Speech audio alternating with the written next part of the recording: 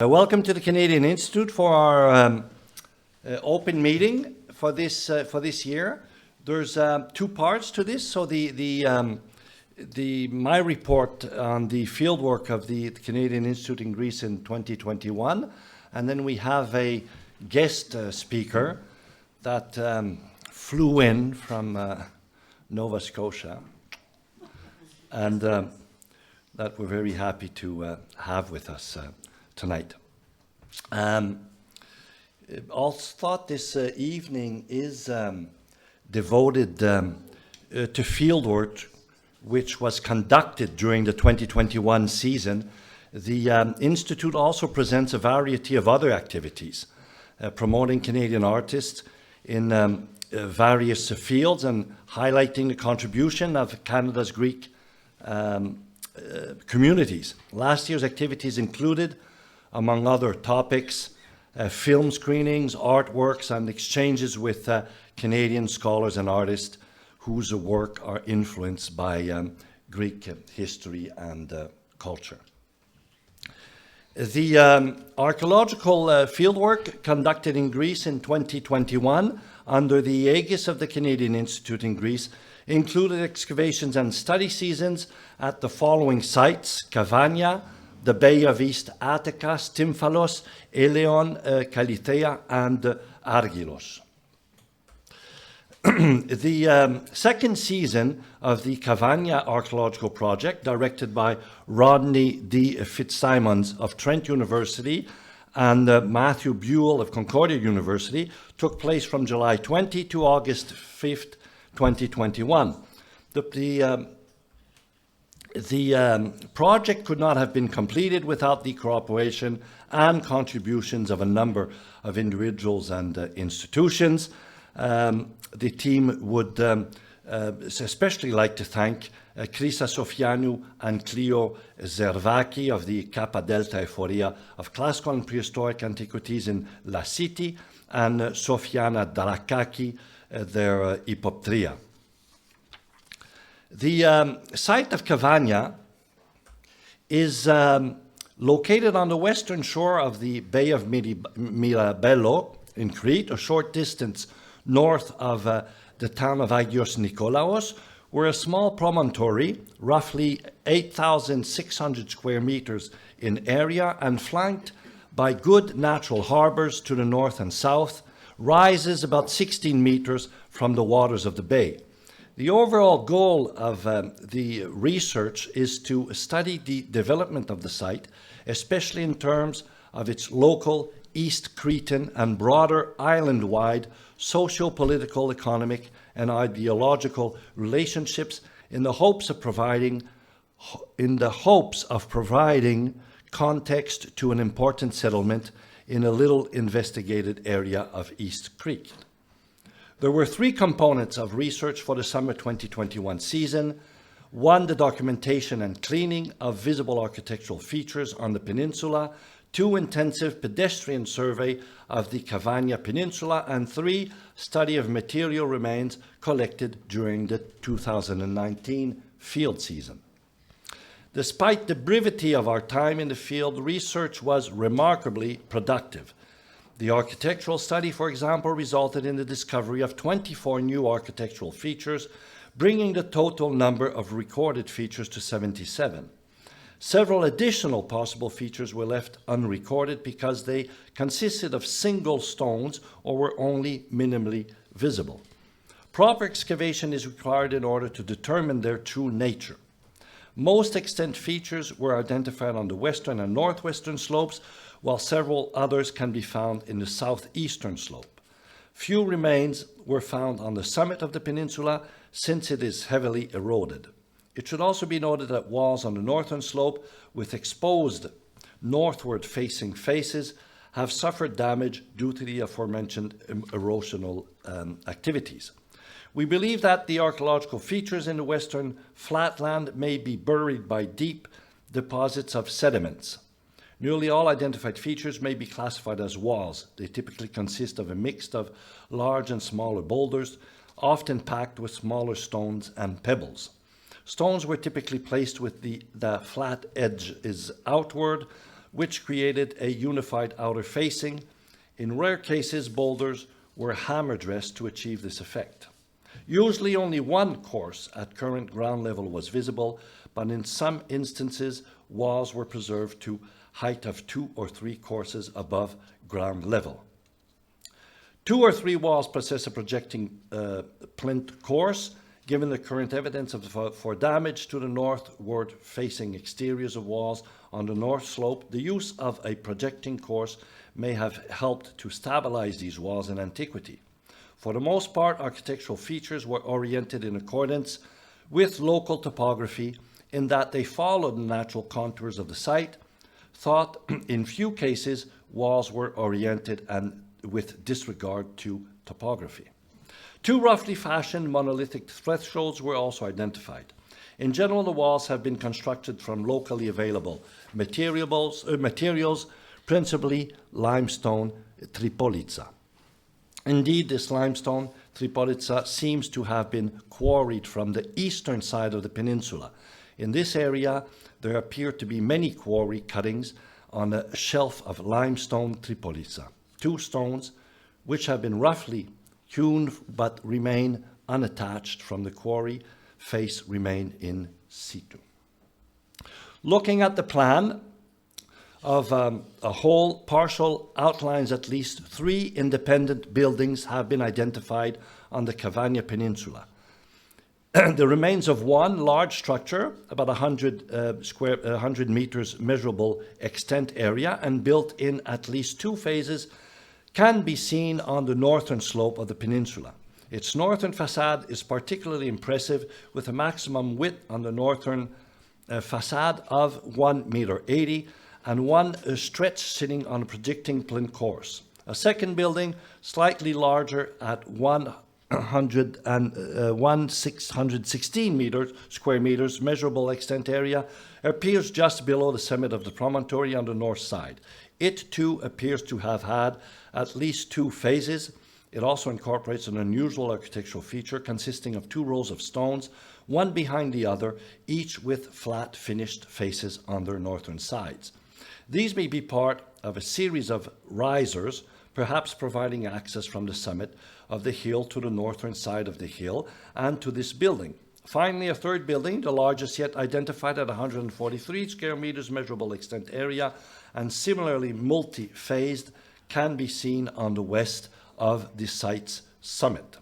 The architectural remains identified by the survey, as well as those revealed by the FRIA in 2016, testify to the presence of several monumental, perhaps official, buildings which advertise the power and authority of prominent members of the community. Additionally, the dimensions and orientation of some walls suggest that they also served as retaining walls. Their presence may be indicative of substantial efforts to modify the local landscape, even perhaps of some degree of civic planning, a situation to which the presence of a street, which has been identified in the FRI excavations, also testifies. That a planned settlement should be founded here is of no surprise, given that it possesses 2 well-protected harbors, and it is situated on both the major overland and maritime communication routes. The second component of the 2021 field season was the intensive pedestrian survey, which produced 1,603 ceramic sherds, 19 groundstones, implements, 17 fragments of mud brick, 9 fragments of bones, 8 pieces of obsidian chipstone, etc., etc. All thought the materials must still be cleaned and analyzed. One object immediately stood out to us: a late Minoan II goblet, stern in a very pale buff fabric, typical of Gnossian wares, that was identified in Area 4. The goblet stem is short and hollow and painted in a brownish, lustrous paint. Both features are hallmarks of late Minoan II vessels. This is a remarkable find in and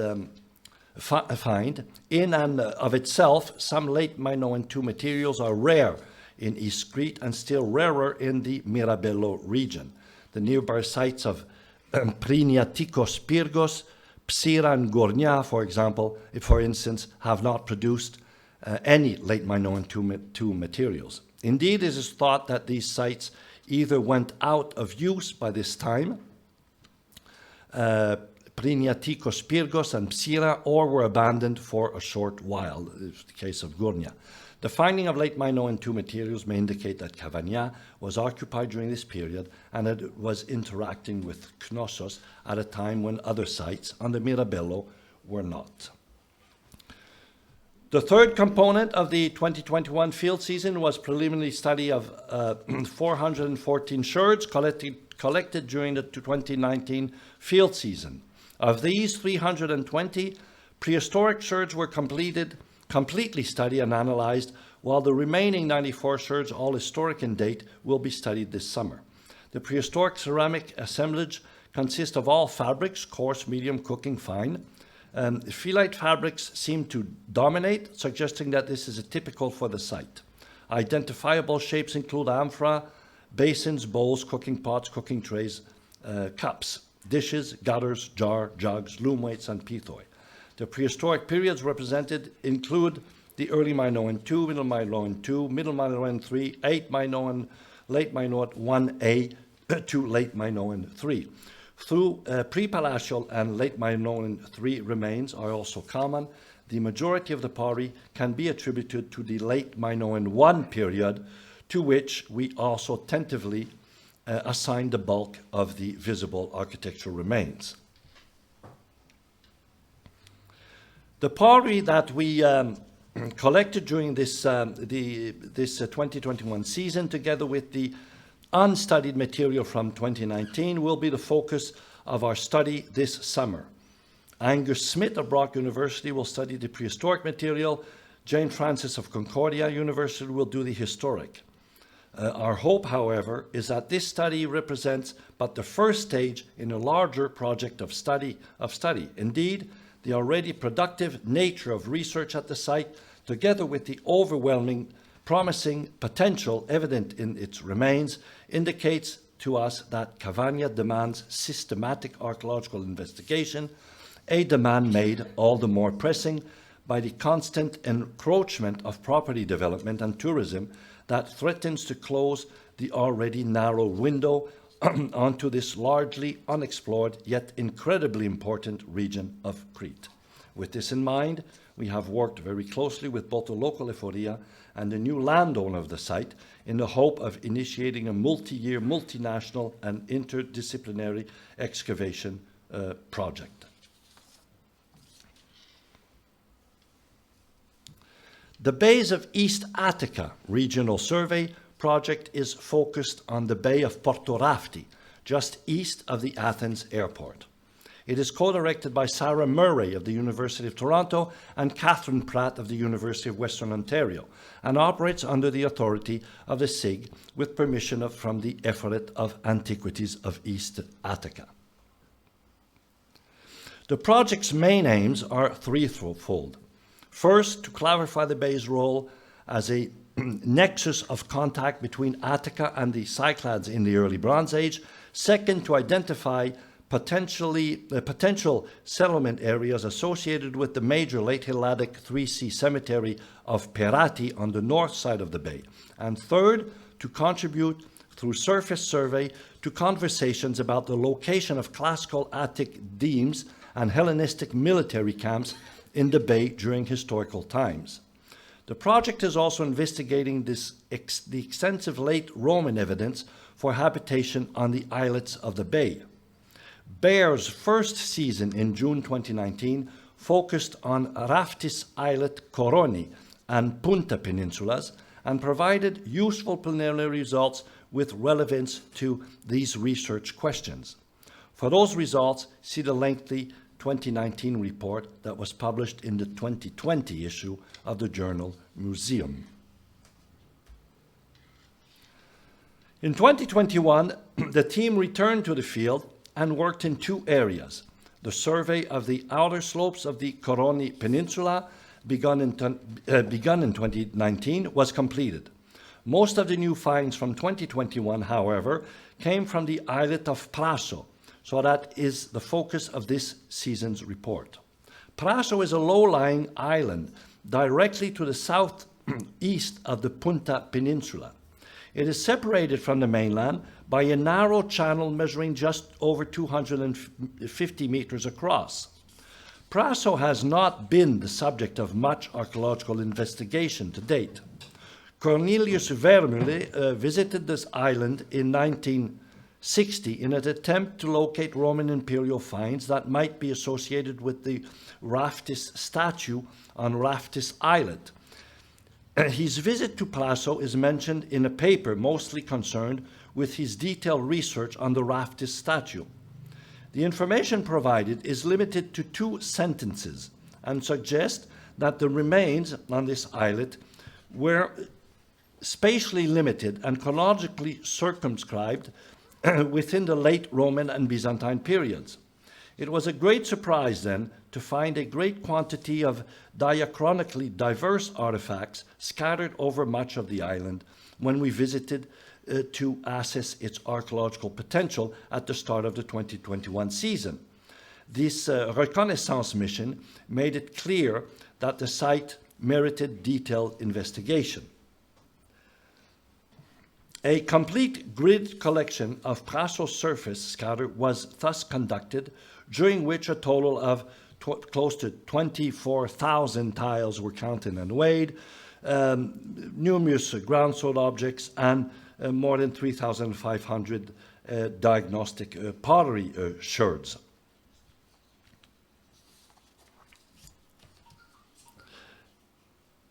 The finds from Prehistoric, I'm sorry, Jonathan, I'm trying to see is there a light here?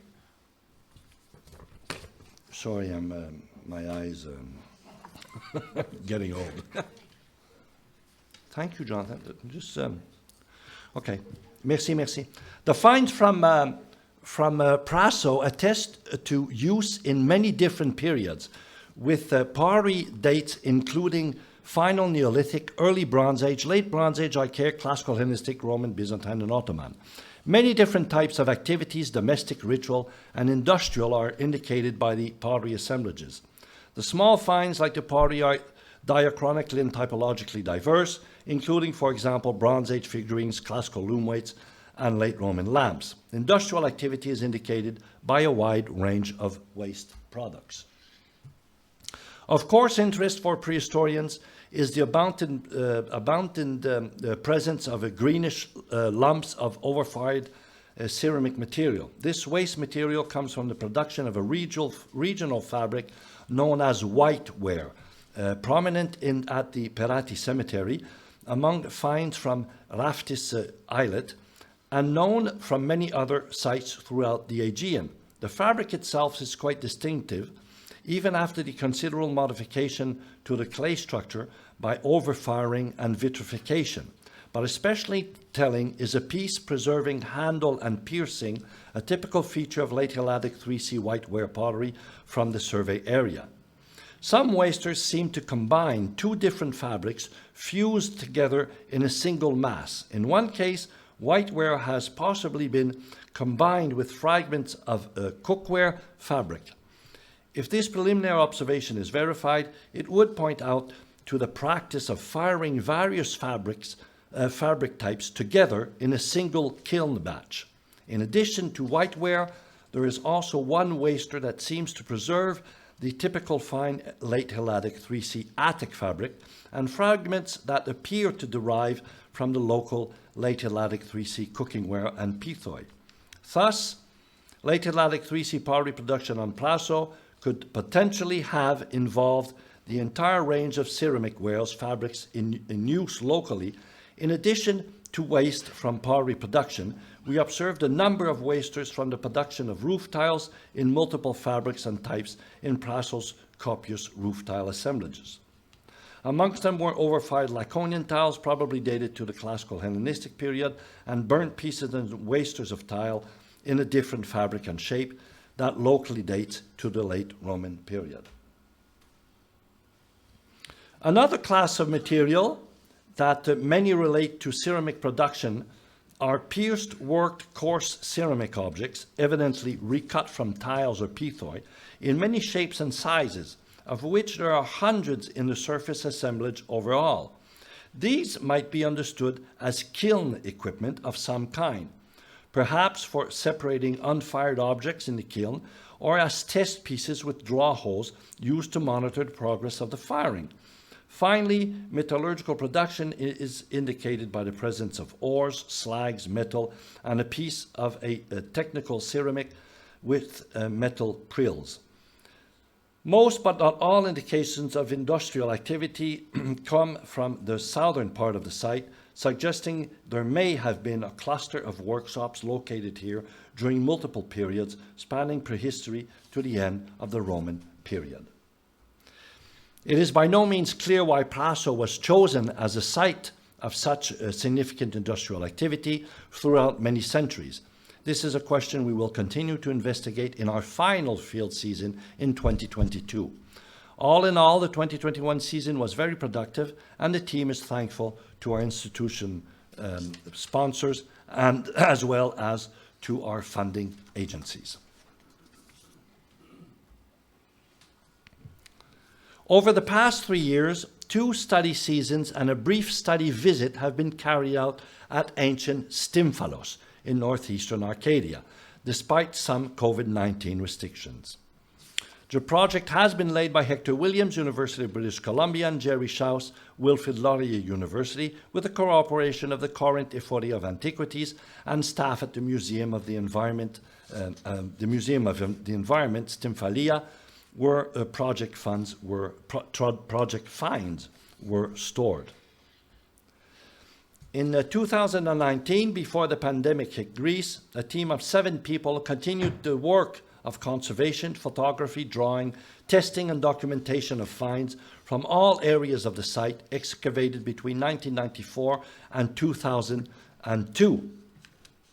Matthew Skews, University of Edinburgh, completed his documentation of the terracotta figurines from the Acropolis Sanctuary in preparation for Volume 2 of the Sanctuary excavation results. Hector Williams continued his study of the terracotta lamps from all areas of the site, as well as furthered the documentation of the bronze shield fragments.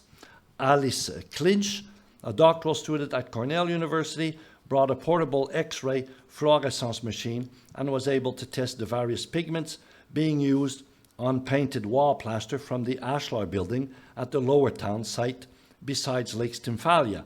Megan Daniels, University of British Columbia, began a study of the remaining classical and Hellenistic pottery from the Acropolis Sanctuary, again for Volume 2 of the Sanctuary Project's final report. Lavinia Nicolai, a graduate student from Romania, began a study of the classical through Roman period pottery from the Lower Town residential area of the site.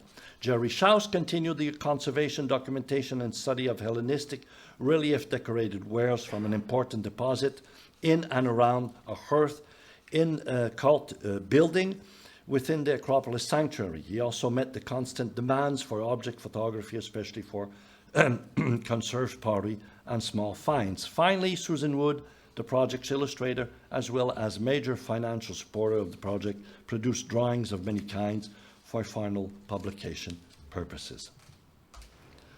In early March 2020, just before a total lockdown was announced in Greece, Jerry Schaus was able to visit museums in Nemea and Lafka to study and photograph some of the thousands of finds gathered from spoil heaps left by looters of Rock Shelter Sanctuary high in the mountains above Stymphalia. This work was greatly facilitated by local Greek antiquarian Yorgos Rigopoulos, curator of the Lafka Museum of Ethnography. The site destruction has been going on since the early 1990s, with little that the Greek authorities have been able to do to stop it. After a hiatus of 18 months, a small team was able to return to Stymphalos in October 2021 for a month-long study season at the Museum of the Environment. Work continued on conservation study, documentation, and drawing of pottery in particular, working towards a final publication of both the Acropolis Sanctuary and the Lower Town site. After further reports of looting at the Rock Shelter Sanctuary and Mount Oligyrtos, Lavinia, Nicolai, and Jerry Schaus again climbed the mountain to document what damage had been done to the site in 2020 and 2021. It was alarming to see how much more soil had been excavated by the looters, including the excavation of a deep sondage into a crevice at the back of the sanctuary. The Greek authorities were alerted after the looting in 2020. A representative climbed up to the sanctuary and painted the red prohibited sign on the shelter while our Austrian colleagues raised a goat skull on the staff beside it, also to discourage looting. Despite restrictions imposed by COVID-19 for more than 2 years, some fieldwork was undertaken successfully in both 2020 and 2021. The Stymphalos project owes a debt of thanks to its Greek colleagues and friends who have assisted it in many ways for the past 25 years. The Eastern Biosha Archeological Project, EBAP, conducted a 5-week season of geophysical survey and artifact study at ancient Eleon from May 31st to July 3rd, 2021. The project is a long-running synergasia between the SIG and the Effort of Antiquities of Biosha, directed by Dr. Alexandra Karami, and co-directors Brendan Burke, University of Victoria, and Brian Burns, Wesley College. The Geophysical Project of 2021 is an affiliation with the Synergasia and is co-directed by Brendan Burke and led by Nicholas Herman from Texas State University.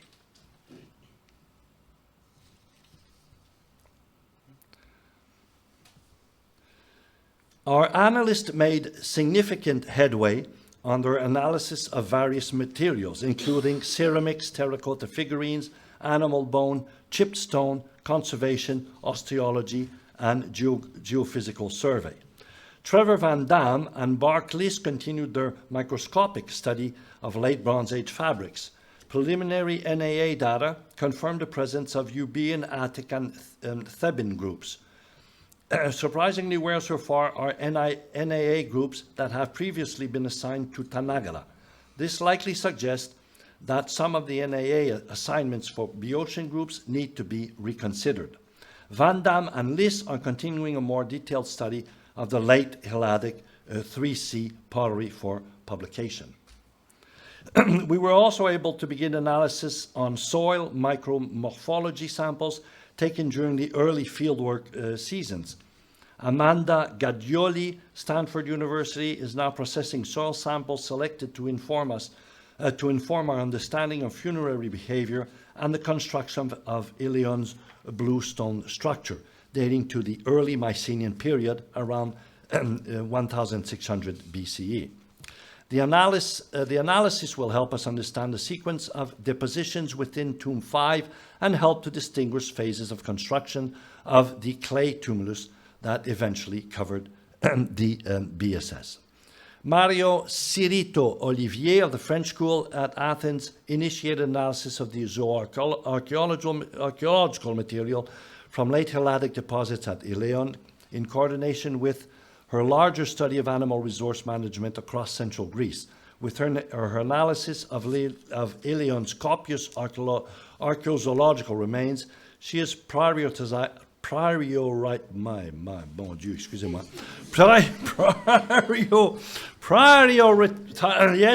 analysis of goats and cattle as a counterpart to contemporary deposits from Kira. Janelle Sadarananda advanced her dissertation on ceramic production and resource exploitation, which is nearing completion at the University of Pennsylvania. Her petrographic analysis of the numerous Boeotian calyx-ware vessels found in voted assemblages at Eleon has identified diverse fabric groups that suggest numerous places of production for a ceramic style that is largely consistent across the region.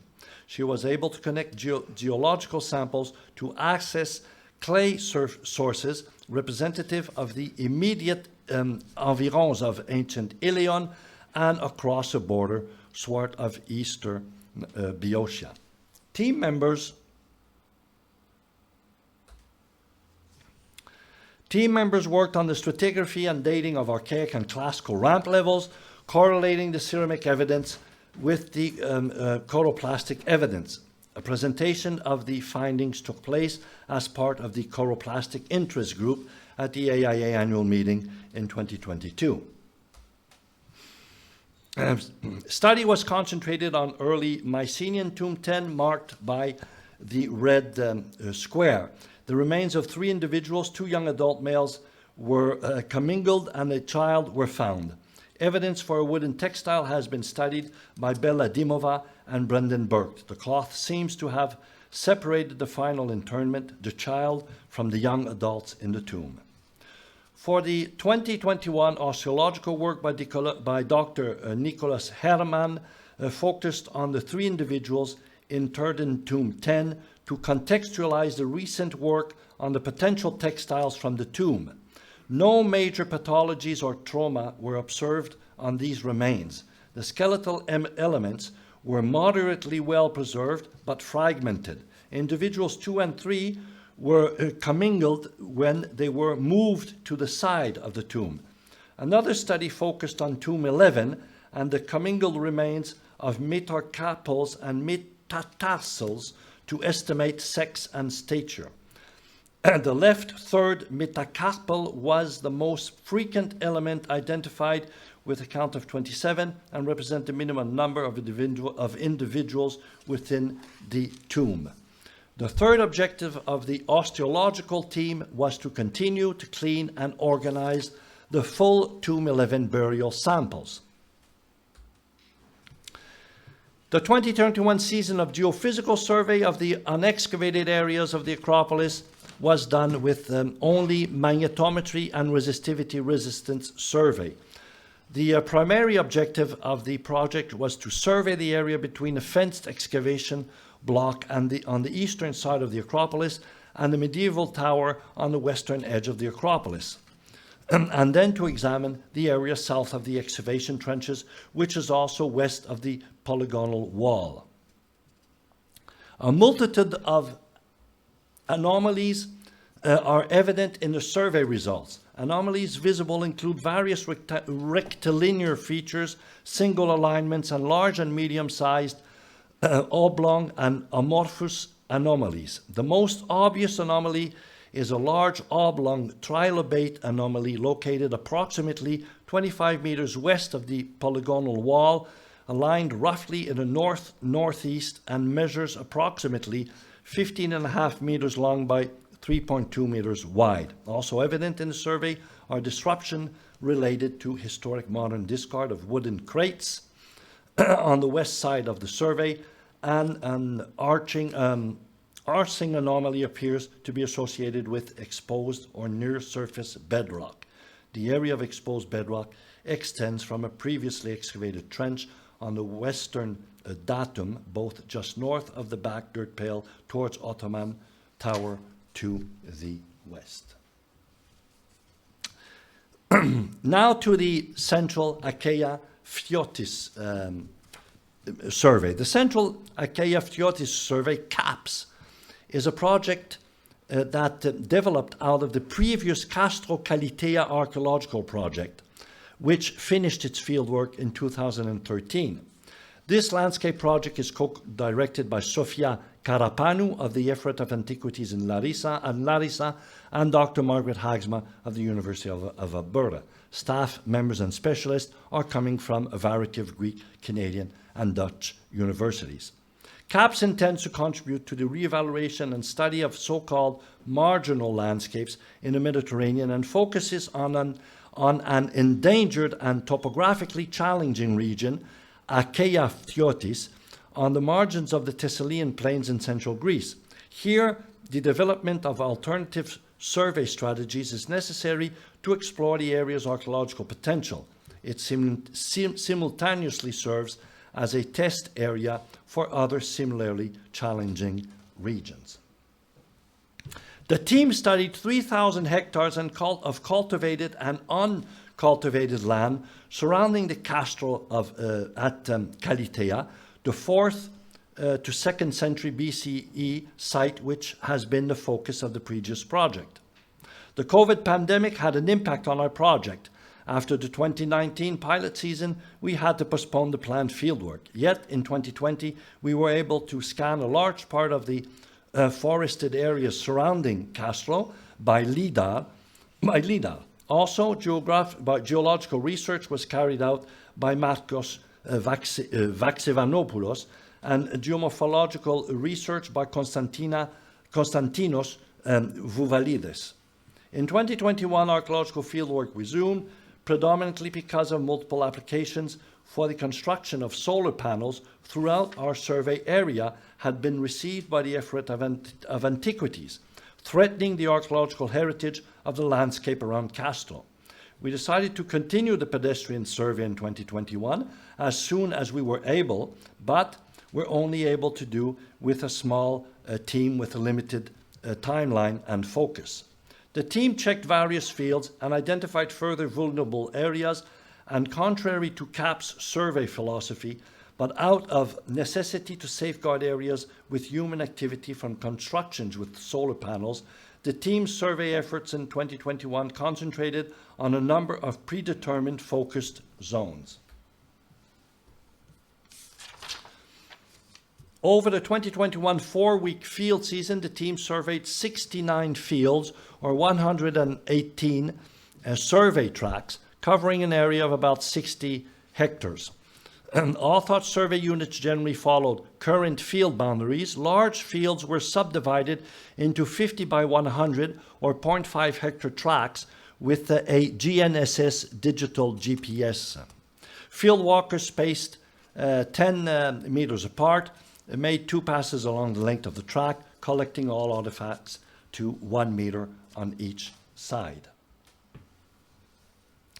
CAPS uses a total collection strategy and records architectural, landscape, and topographical data in both written and digital form, using the ArcGIS app Survey 123. All artifacts were counted in the field and apotheke and recorded by individual field walker in order to track field walker bias. The team surveyed the terrain of 4 focus zones that were threatened by the construction of solar panels: a presumed classical Hellenistic cemetery, an area with predominantly late Roman material, a magula with predominantly Neolithic material, and fields around the village of Kalithea. The ceramic data were processed in our apotheke in Narthaki and put into our database, which is seamlessly integrated with ArcGIS.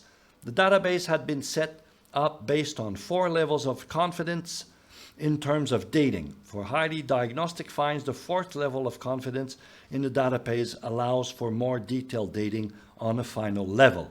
Results of the 2021 season once again demonstrate a chronological time span of human activity from the Neolithic to pre-modern periods. 7,600 pieces of pottery were collected, weighing 182 kilos. Other artifacts gathered include lithics and bone remains likely to be human. The presumed classical Hellenistic cemetery was pointed out to CAP's team by local inhabitants in 2019. The area yielded but limited finds, but included the partial femur of an adolescent human and a number of flat limestone slabs, which may indeed be indicative of funerary activity. The field near Zone 2 yielded evidence of long-term water use and management thanks to the presence of multiple springs. Behind a modern horticultural installation, a water channel leading to a cistern of possible Byzantine date is clearly visible in the east-west dirt road west of the springs. The material recovered from these fields consists of heavily worn sherds of pottery and roof tile with a number of grinding stone fragments of the round hopper rubber type. They also yield a limited number of... those slides are moving alone, eh? Without me doing anything, eh? We may have a problem. We may have a problem. The magula with predominantly Neolithic material was pointed out to the team by local inhabitants. Survey yielded mostly monochrome ceramic material and lithics dated by project member Jacques to the later phase of the early Neolithic, early phase of the middle Neolithic. A few fragments of terracotta figurines were found, of which one represents the leg of a seated female. The abundant number of lithic materials in Zone 3 were scrutinized using a drone, creating a DTM and orthophotos. There are clear indications of anthropogenic activity as indicated by the discolorations in the orthomosaic. A geophysical survey is planned for this site. The fields around the village of Kalithea yielded an abundance of material, mostly Ottoman date, indicating that the village likely did not have Byzantine predecessor in this very location. Due to the COVID pandemic, the planned survey using airborne LIDAR for the fall of 2019, I think I'm not fast enough, eh? And Jonathan, maybe we can put a bit of air conditioning on, a bit, and you know the slides will move a bit, but we'll be a bit cooler here. Okay. So due to the COVID pandemic, of the planned survey using airborne LIDAR for the fall of 2019 had to be postponed to 2020. That's the last one there. Okay. In 2020 and 2021, yes? You're going to have to stop it. We're going to radio and Aguilas your pictures. How do I stop it? I don't know. But we're getting to Aguilas, this last site. I'll just read out quickly here. In 2020 and 2021, the CAPS team gave 5 talks on the results of the project at various venues. In September 2021, Catherine Bishop defended her thesis at the University of Alberta on a topic connected to the project, the shepherd relationship, I'm checking these, in classical and Hellenistically Greece. An article on the results of her dissertation came out in Archaeological Science Report 2020.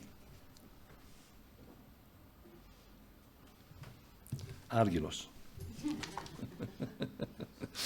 Like previous campaigns, the 2021 excavation season at Ancient Argylos was part of a program dedicated to the study of the historical and architectural development of the ancient city of Argylos. Its main objectives are to improve our understanding of the relations between Greeks and Thracians on the northern coast of the Aegean Sea, and to enrich our knowledge of colonial urbanism. The Aguilas team resumed its field activities with a short 4-week excavation campaign in July of 2021 with the support of the effort of Prehistoric and Classical Antiquities of Ceres and the staff of the Amphipolis Museum. The main objectives of this campaign were to complete the removal of the thick layer of alluvium and modern fill that covers part of the walls of building Q and P, to continue the excavation of rooms P2 and Q2, and undertake the excavation of 3 other units of complex Q. In parallel, continue the study of the finds and occupational phases of building L. 3 objectives have been, these objectives have all been achieved. Buildings Q and P have now been completely cleared at the level of the remaining walls. It is quite impressive. Building Q is nearly 75 meters long and is divided into 13 units. All are rectangular in shape, 9 being deeper than wider. Those to the east, Q9 to Q12, are however larger than those to the center and western parts of the building. The width of the units is identical, around 4.60 meters, but the depth is about 8 meters instead of CA 6.5 meters for Q1 to Q4 and Q7 to Q9. 2 of the units, Q5 and Q6, are tripartite, consisting of an oblong room at the front giving access to two adjoining rooms at the back. These units are larger than the others, about 9 meters 50 wide by 6 meters 60 deep, but both units are smaller than the very large tripartite building E uncovered in the southeast sector, which is about 10 meters by 10 meters. Building P, built to the south of Q and separated by it from a street, which is 1.80 meters wide, is about 55 meters long and is divided into 12 units. According to their architectural features, shape of the rooms, position and characteristics of the thresholds, and information gathered from the excavation of the two first rooms, P1 and P2, they were most probably shops like the units of the adjoining complex L. From room P7 onwards, the depth of the units gradually decrease from 6 meters 60 for P1 to 4 meters 80 for P10. On the other hand, the easternmost rooms from P8 onwards become progressively wider. P1 is 4.20 meters wide, P8 460 meters, and P10 5.10 meters wide. All these units have their entrance to the south, except for P8, which has two openings, one to the north, giving onto the street R4, and another, smaller one, at the east corner of the south facade. Trenches were opened in 3 of these units. In the first Q6, one of the two tripartite units, work was limited to the front room, where the eastern half was excavated to the floor level of the latest occupation, which ended with the passage of Philip II in 357. The excavators uncovered a small room located immediately to the east of the entrance to the northeast room. A few coins and small black glazed vessels were found on the floor. Curiously, parts of a bathtub were found in front of the threshold of the northeast room. It is obviously not in situ and may have originally been in a small room to the east.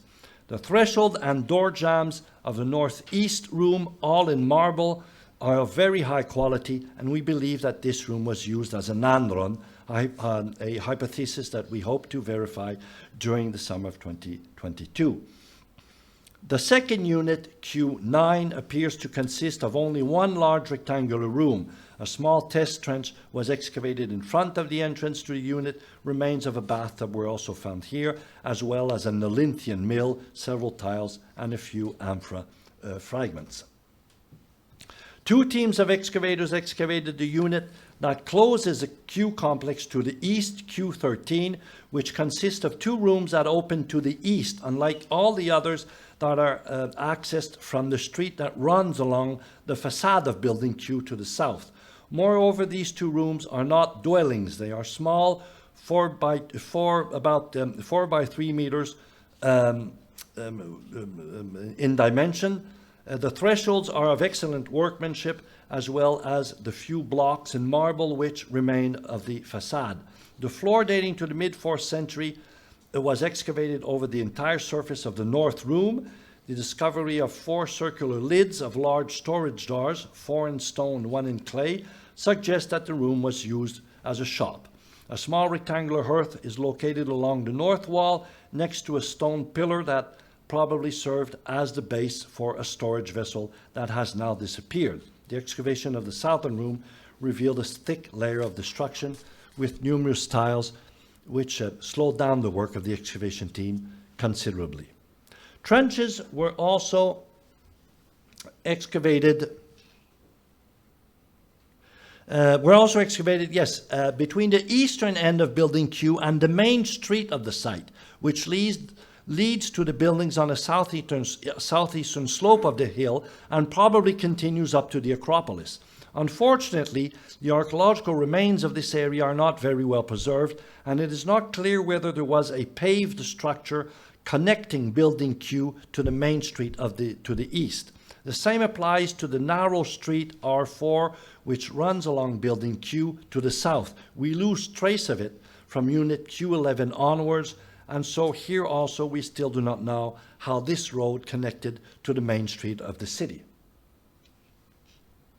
Excavations of rooms Q2 and P2, which began in 2019, continued in 2021.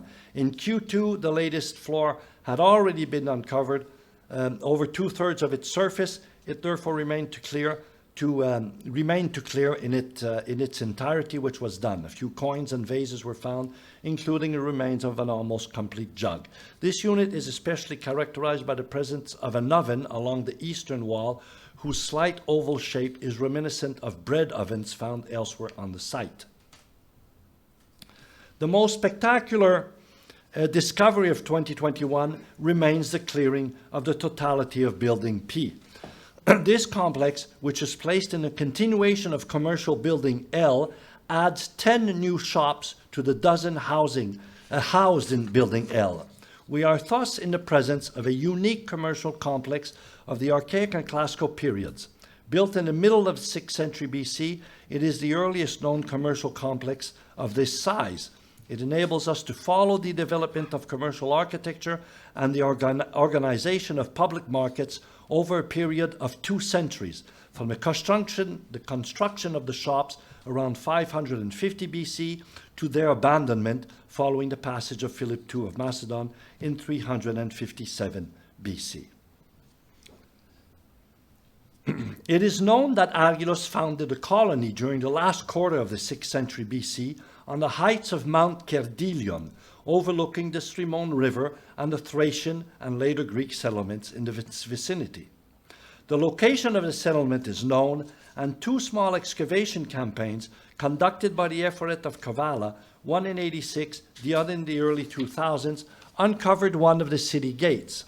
In collaboration with the Ephorate of Ceres, a small team of students under the supervision of a member of the Archeological team, Kevin Wallet, lecturer at the University of Montreal and a specialist in fortifications of northern Greece, proceeded to the cleaning of this gate and the immediate surroundings.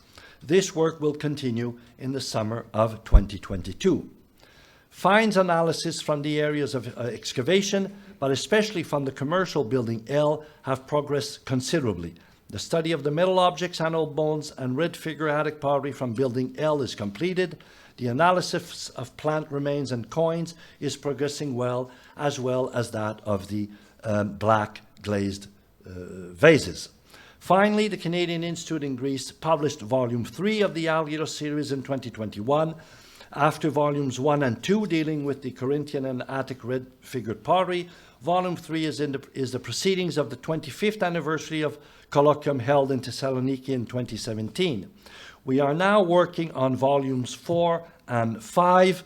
Volume 4 will deal with fortifications in northern Greece, while Volume 5 will be devoted to the study of our animal remains. Ladies and gentlemen, this brings an end to my report on the Canadian Institute's fieldwork activities for 2021.